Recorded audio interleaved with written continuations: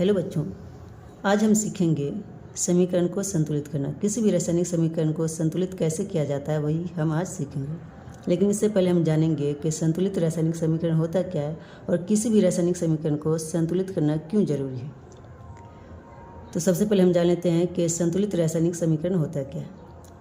जब कोई रासायनिक अभिक्रिया में भाग लेने वाले पदार्थ भाग लेता है और जब नया पदार्थ बनाता है तो दोनों के तत्वों की परमाणु संख्या समान होती है, तो उसे बोलते हैं संतुलित रासायनिक समीकरण।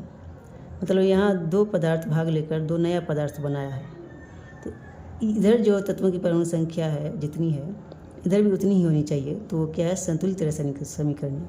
लेकिन अगर इधर के तत्वों की परमाणु संख्या अलग और इधर के तत्वों की परमाणु संख्या अलग अलग हो गई तो वो असंतुलित रासायनिक समीकरण कहलाएगा। जैसे यहाँ हाइड्रोजन 1 है और हाइड्रोजन यहाँ 2 है, मतलब H जो है 3 है, हाइड्रोजन की परमाणु संख्या इस तरफ बाएं साइड में 3 है और दाएं साइड में 2 ही है। तो यहाँ 3 है, यहाँ 2 है, दोनों अलग अलग है, तो ये समीकरण हो गया असंतुलित। इसे हमें संतुलित करना है। और संतुलित क्यों करना है?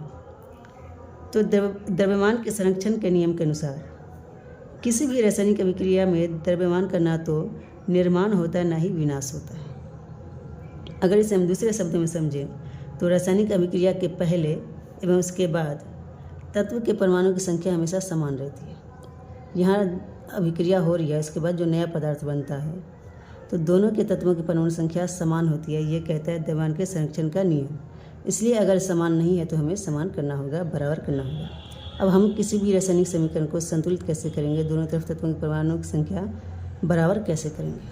इसके लिए सबसे पहले हम एक बॉक्स बनाएंगे, तत्व लिख देंगे पहले, इसके बाद LHS और RHS लिख देंगे। तत्व में जो तत्व है वो लिख देंगे, जैसे हाइड्रोजन H है, N है, O है, Ca है, OH तो ले लिए। अब बाएं साइड में परमाणु संख्या कितनी है इन तत्वों की वो लिख देंगे। हाइड्रोजन 1 है प्लस यहाँ हाइड्रोजन 2 है। Ca ब्रैकेट से बाहर है तो ये 2 जो है बस ये ब्रैकेट के अंदर जो OH है उसके लिए है, इसके लिए नहीं है। अगर आगे में रहता है इसके लिखा हुआ तब ये सब के लिए होता है, लेकिन अगर पीछे में जिसके लिखा रहेगा उसी को होगा। अगर ब्रैकेट में डाल के लिखा रहेगा तो ब्रैकेट में जितनी तत्व होगी सबके लिए होगा। तो यहाँ हाइड्रोजन 1 है, फिर हाइड्रोजन 2 है, तो 1 प्लस 2 कर देंगे। और नाइट्रोजन 1 है, ऑक्सीजन 3 है यहाँ, प्लस ऑक्सीजन 2 है, कैल्शियम 1 ही है, 1 लिख देंगे।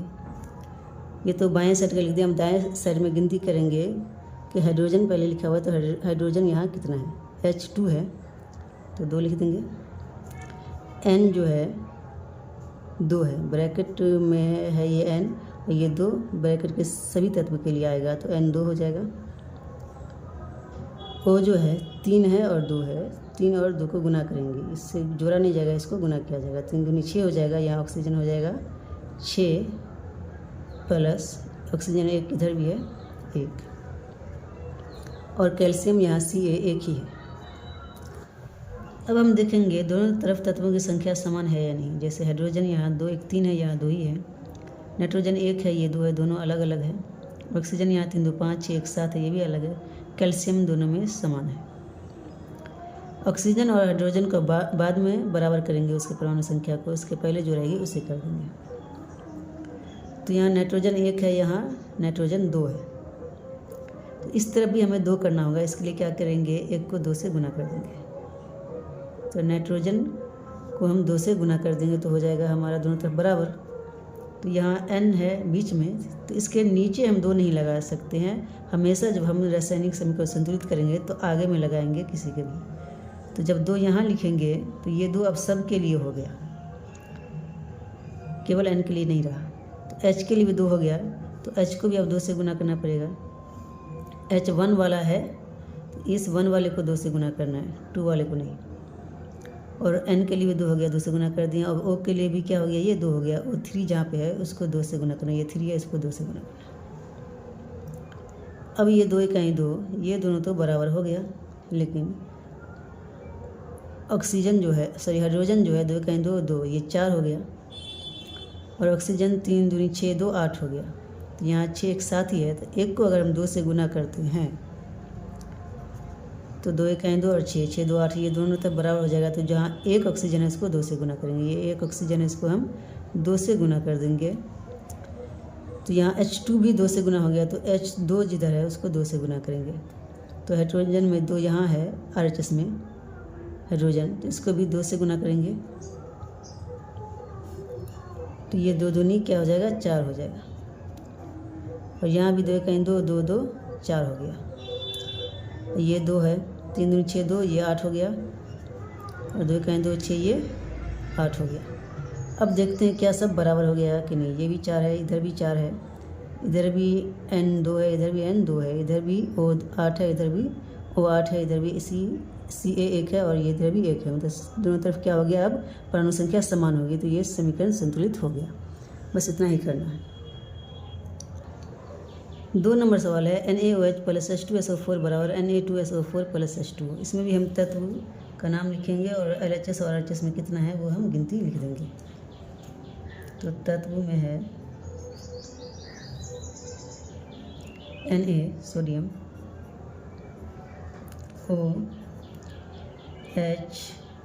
H तो लिख दिए, O भी लिख दिए, S रह गया सल्फर। LHS में परमाणु संख्या कितनी है इसकी वो देखेंगे, और RHS में कितनी है वो देख लेंगे। Na इधर 1 है, और इधर Na 2 है, O इधर 1 है प्लस 4 है, O इधर 4 है और 1 है, तो 4 प्लस 1। H यहाँ 1 है प्लस 2 है, RHS में H 2 है, S 1 है LHS में, और RHS में भी ये 1 है। अब हमें देखना है कि बराबर क्या नहीं है। इस Na 1 है और इधर 2 है, तो अगर हम Na को 2 से गुना करें तो दोनों तरफ बराबर हो जाएगा। तो सबसे पहले हम इसको क्या करेंगे 2 से गुना कर देंगे। तो Na यहाँ 2 है, 2 से गुना करना है इसको, तो 2 आगे लिख देंगे। तो अब ये 2 सब के लिए होगा। O जो 1 है इसके लिए भी 2 हो गया, तो ये जो O1 था इसको 2 से गुना करेंगे, और H जो 1 है उसके लिए भी 2 हो गया। तो H जो 1 है इसको भी 2 से गुना करेंगे, तब कितना हो जाएगा, ये 2 कहीं 2 दोनों तो बराबर हो गया, 2 कहीं 2 ये 4 4 2 6 हो गया, और ये 4 1 5 ही है। तो वजह 1 को हम 2 से गुना करेंगे तो ये भी 4 2 6 हो जाएगा। तो जो 1 ऑक्सीजन है उसको 2 से गुना करना, ये ऑक्सीजन 1 है इसको 2 से गुना करना होगा। तो H2 को भी अब 2 से गुना करना होगा LHS में, सॉरी RHS में। तो यहाँ जो H2 है इसको 2 से गुना करेंगे, तो अब देखते हैं कितना हो गया। 2 कहीं 2 4 6 हो गया, ये 4 2 कहीं 2 4 2 6 ये भी हो गया, 2 कहीं 2 और 2 ये 4 हो गया, 2 दूनी 4 ये हो गया, ये 2 ये 2 ये 6 और ये 4 ये 4 ये 1 और ये 1, दोनों तरफ बराबर हो गया सही तत्वों की परमाणु संख्या। तो ये हो गया संतुलित रासायनिक समीकरण। अगला सवाल देख लेते हैं। तीसरा सवाल जो है इसके तत्वों का नाम हम लिख लेंगे Ba Cl H S और O, ये तत्व है। LHS में इसकी परमाणु संख्या देख लेंगे, और RHS में Ba इसमें 1 है, और Cl 2 है, H 2 है, S 1 है, O 4 है। इसी तरह RHS में Ba जो है 1 है, और Cl 1 है, H जो है वो 1 है, और S जो है वो भी 1 है, O इसमें 4 है, O तो बराबर है, S भी बराबर है, H इसमें 2 इसमें 1 है, ये अलग है, और Cl भी इसमें अलग है। तो Cl 2 है, और इस तरफ जो है RHS में 1 ही है। तो जब इसको हम 2 से गुना कर देंगे तो दोनों तरफ बराबर हो जाएगा। तो Cl यहाँ है, इसको हम 2 से गुना कर देंगे, अब Cl को जब 2 से गुना करेंगे तो यहाँ पे H भी है, तो H का भी 2 से गुना हो गया, तो H का भी 2 से गुना करना पड़ेगा।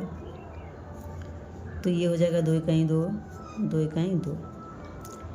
BaLHS में 1, इसमें भी 1, दोनों बराबर है। Cl इधर भी 2, इधर भी 2, ये भी बराबर है।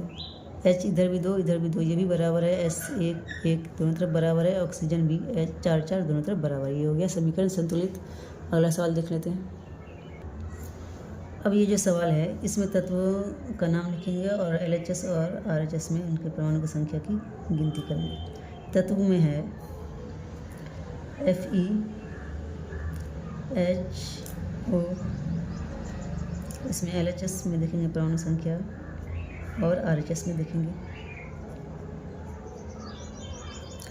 Fe इधर 1 है, H 2 है, O 1 है। RHS में Fe 3 है, H जो है इसमें 2 है, O जो है 4 है। अब यहाँ Fe 3 है, यहाँ 1 है, तो जब इसको हम 3 से गुना करते हैं तब दोनों तरफ बराबर हो जाएगा। तो LHS में जो Fe है उसको 3 से गुना करेंगे तो 3Fe हो जाएगा, दोनों तरफ बराबर। और हाइड्रोजन तो बराबर है, ऑक्सीजन 4 है, जब इसको हम 4 से गुना करेंगे इस तरफ LHS वाले को तो दोनों बराबर हो जाएगा। तो यहाँ जो ऑक्सीजन है ये इसको 4 से गुना करेंगे तो हाइड्रोजन को भी 4 से गुना करना पड़ेगा। तो हाइड्रोजन जो 2 है इसको भी 4 से गुना करेंगे तो ये हो जाएगा 4 दूनी 8। तो ये दोनों तो बराबर हो गया, लेकिन ये दोनों अलग हो गया।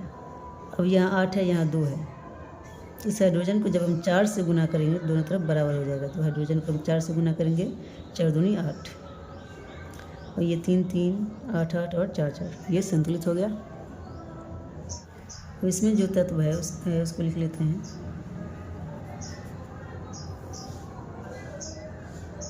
तत्व में Pb है, N है और O है। Pb एक ही है LHS में, LHS में भी देख लेते हैं Pb एक ही है।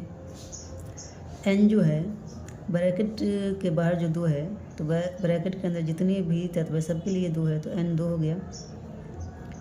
O 3 है, ये 2 3 दूनी 6। इधर Pb 1 है और N जो है इधर 1 है। O पहले 1 है, फिर 2 है, फिर 2। यहाँ जो ऑक्सीजन है एक तरफ सम है और एक तरफ विषम संख्या है। 2 2 4 1 5 है और एक तरफ 6 है। अगर इस तरह से एक तरफ ऑक्सीजन सम संख्या हो और एक तरफ ऑक्सीजन की परमाणु संख्या जो विषम संख्या हो, तो सबसे पहले हम ऑक्सीजन को बराबर करेंगे।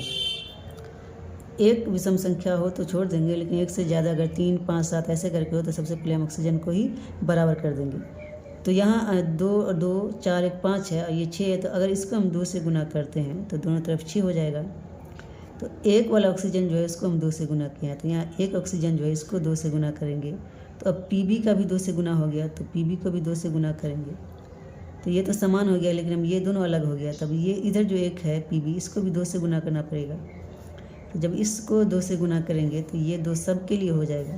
तो Pb को 2 से गुना किया, अब N को भी 2 से गुना करना पड़ेगा। O के लिए भी ये 2 है, तो O को भी 2 से गुना करेंगे। तो अब कितना हो जाएगा, 2 इकाई 2, 2 दूनी 4, 6 दूनी 12। अब यहाँ 12 हो गया। अब यहाँ N जो है 2 दूनी 4 हो गया, ये N जो है एक ही है, तो इसको 4 से गुना करना पड़ेगा, तब जाकर दोनों बराबर होगा। तो N को 4 से गुना करेंगे, तो ये जो O है O2, इसको भी 4 से गुना करेंगे। तो ये बीच वाला O2 है, ये वाला, इसको भी क्या करेंगे, 2 से गुना करेंगे। सॉरी 4 है तो 4 से गुना करेंगे। इसके लिए भी ये 4 है। तो अब देखते हैं, 2 इकाई 2, 4 दूनी 8, 2 8 2 10, 2 12। Pb 2 और 2 दोनों तरफ, N 4 और 4 दोनों तरफ, O 12 और 12 दोनों तरफ। अब ये संतुलित रासायनिक समीकरण हो गया।